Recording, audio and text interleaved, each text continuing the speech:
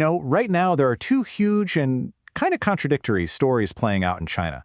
One is this quiet internal story about a nation that's getting older, where that legendary economic growth is finally starting to slow down. But the other story, it's loud. It's about external ambition, about a military getting ready for a conflict that could literally reshape the world. So how can both of these things be happening at the very same time? Well, that's exactly what we're going to break down. This line from The Economist really nails it.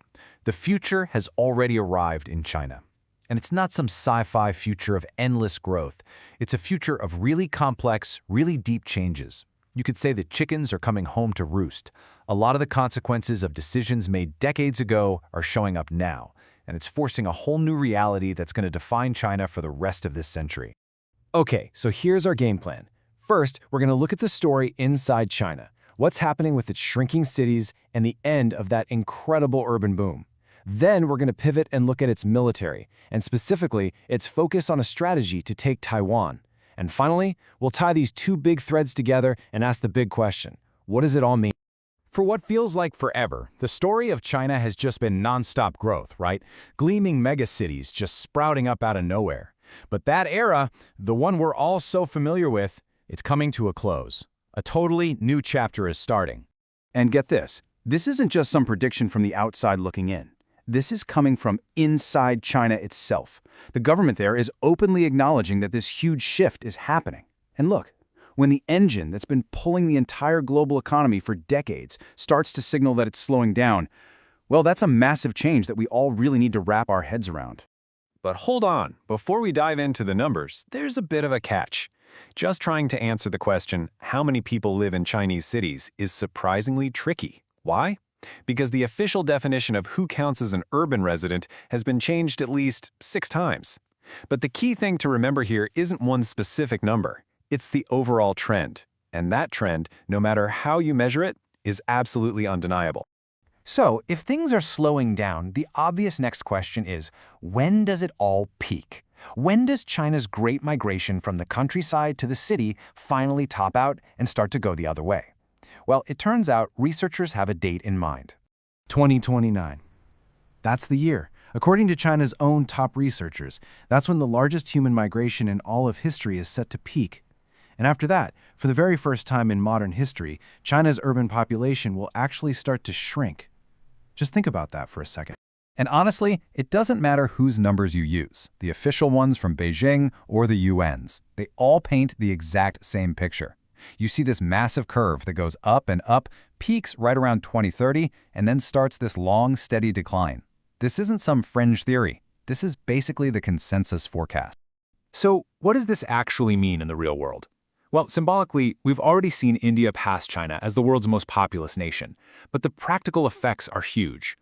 A housing market built on the idea of endless growth suddenly has to deal with falling demand. An absolutely massive workforce is now aging, and fast. And all those shiny new cities and infrastructure have to be supported by a shrinking population. And right here, this is where our story takes a really sharp turn.